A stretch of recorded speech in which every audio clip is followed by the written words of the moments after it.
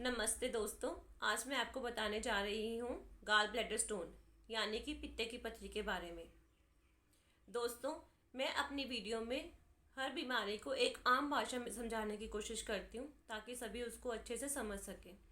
अगर आपको मेरी वीडियोस पसंद आए तो लाइक और सब्सक्राइब करना ना भूलें।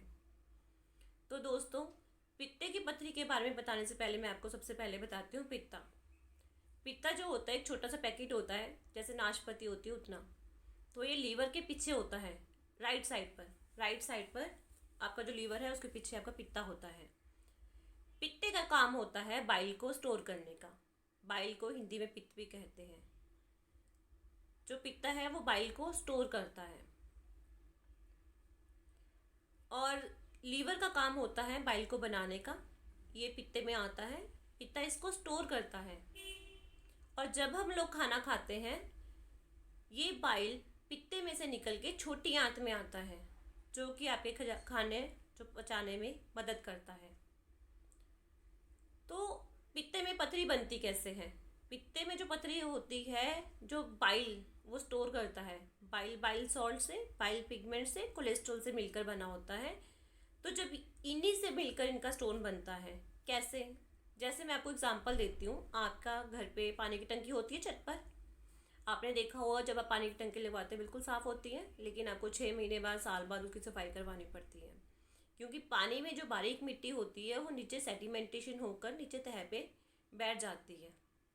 तो इसी प्रकार जब आपका बाइल जो है वो गाढ़ा होता है, उसमें बाइल पिगमेंट्स ज़्यादा होते हैं या बाइल सॉल्ट्स ज़्यादा होते हैं, कोलेस्ट्रॉल ज़्यादा होता है, तो सेडिमेंटेशन होकर वो डिपॉजिट होना स्टार्ट हो जाता है और उसकी पथरी बनना शुरू हो जाती है।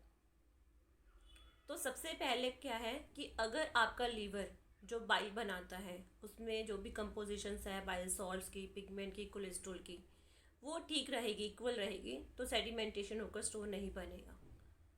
तो स्टोन बनाने का सबसे मेन कारण क्या हुआ? लीवर। और अब ये स्टोन जो है, सेडिमेंटेशन होकर स्टोन बना पित्ते में। अब पेशेंट पूछते हैं कि निकलेगा कैसे? तो दोस्तों, जिस नली से जब हम लोग खाना खाते हैं, जिस नली से पित्ते में से बाइल निकलकर छोटी आंत में आता है, तो उसी नली से आपका स्टोन घुलकर निकलता है। अब मैं आपको ये बता दूं, स्टोन घुलकर निकलता है तो और इसका कैसे है। जैसे मान लो एक बेसन का लड्डू है, उसको आप तोड़ते हैं, और एक बूंदी के लड्डू को आप तोड़ते हैं, तो दोनों में फ़र्क होता है ना। जो बेसन का लड्डू है वो समझ लीजिए आपकी पित्ते की पथरी है। जैसे आप तोड़ेंगे, घुल घुल के थोड़े थोड़े करके चूरे के रूप में वो निकल जाता है। और जो बूंदी का लड्डू है उसको आप समझ लीजिए कि आपकी किडनी की स्टोन है। किडनी स्टोन कैल्शियम का होता है, यूरिक एसिड का होता है, तो कहीं ना कहीं वो हार्ड होता है।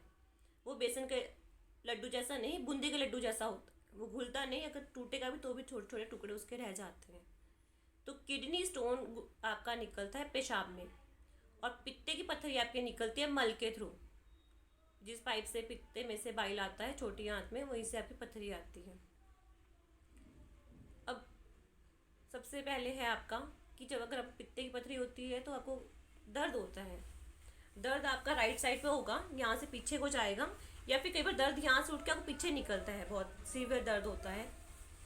दर्द आपको तभी होगा दोस्तों अगर आपकी जो पथरी है पित्ते के अंदर, वो आपकी उस नली में फंस जाए जिससे बाइल निकलता है, तो आपको भयंकर दर्द होता है। और साथ में आपको उल्टी आने का मन, उल्टी आएगा एकदम से।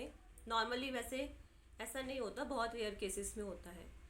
बाई चांस आप गलती से अल्ट्रासाउंड करवाते हैं, आपकी पित्ते की पथरी आ जाती है, या फिर कभी दर्द होता है तो हम करवाते हैं, अदरवाइज़ पित्ते की पथरी प्रॉब्लम नहीं करती।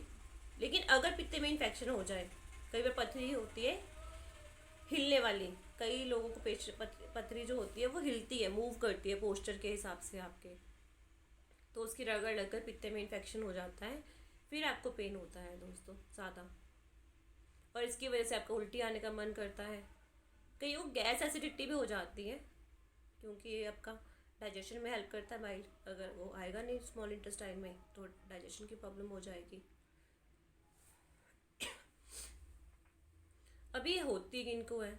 सबसे मेन मैंने आपको बताया था कि लीवर का काम होता है बाइल को बनाने का, वो पित्ते में आता है और स्टोर होता है। ऐसे बहुत सारे पेशेंट्स हैं जो पित्ते का ऑपरेशन करवाते हैं, लेकिन फिर भी उनकी पथरी ऊपर जो आपकी लीवर की डक्ट होती है, जिसको कॉमन पाइल डक्ट कहा जाता है, उसमें पथरी हो जाती है। और ऐसे लोग हैं जो उतनी डक्ट का ऑपरेट करा के उसको काट के निकाल देते हैं, उसके पथरी और ऊपर बन जाती है। और मेरे पास तो ऐसे पेशेंट्स आए हैं दोस्तों, जिन्होंने 3 बार ऑपरेशन करवा के चौथी बार उनकी पथरी लीवर में बन गई। लीवर में पथरी बन गई, डॉक्टर बोले कि लीवर का तो ऑपरेशन भी मुश्किल है भाई, काफ़ी पैसे लगेंगे। तो पेशेंट्स को मैंने मेडिसिन दी, हालांकि मैंने उसको गारंटी नहीं दी, मैंने कहा मैं कोशिश कर सकती हूँ, लेकिन वो निकल गई दोस्तों, बहुत थैंक टू गॉड। तो जब तक आप कारण ही नहीं देखेंगे ना और ऑपरेशन करवा लेंगे तो प्रॉब्लम क्रिएट होगी। आप ये देखो, पथरी लीवर की वजह से बनती है। अगर लीवर बाइल की कंपोजिशन ठीक रखेगा तो आपको पथरी बनेगी ही नहीं। अगर बनी है किसी को तो वो रुक जाएगी और धीरे धीरे करके घुल के निकल जाएगी। खाने पीने का इसमें आप परहेज़ कीजिए। विटामिन सी, जैसे आपका है पाइनएप्पल है, मौसमी है, संतरे का जूस है, सेब का सिरका है, नींबू पानी है, ये सब पथरी को निकालने में हेल्प करते हैं आपकी। और फीमेल्स में जो है स्टोन ज़्यादा होता है, इसका कारण है हार्मोन्स का इम्बैलेंस फीमेल्स में ज़्यादा होता है। ऐसे कितने पेशेंट्स हैं जिन्होंने यूट्रस का ऑपरेशन करवा लिया और उनको स्टोन हो गई, या ऐसे ही बहुत सारे पेशेंट हैं जिन्होंने गाल ब्लैडर का ऑपरेशन करवा लिया, उसके बाद उनको यूट्रस में रसौली हो गई है, उसकी प्रॉब्लम्स आ गई हैं। ऐसे ही बहुत सारे पेशेंट्स होते हैं, उनको डाइजेशन की प्रॉब्लम्स आ जाती है ऑपरेशन के बाद। तो अब ऑपरेशन से बचें और परहेज़ करें। अगर आपकी पथरी 10 mm 15 mm तक है तो आराम से निकल जाएगी। थोड़ी बड़ी है तो थोड़ा लंबा टाइम परहेज़ करना पड़ेगा और लंबा टाइम मेडिसिन खानी पड़ेगी आपको। तो दोस्तों, अगर आपको वीडियो पसंद आए तो लाइक कीजिए और शेयर कीजिए।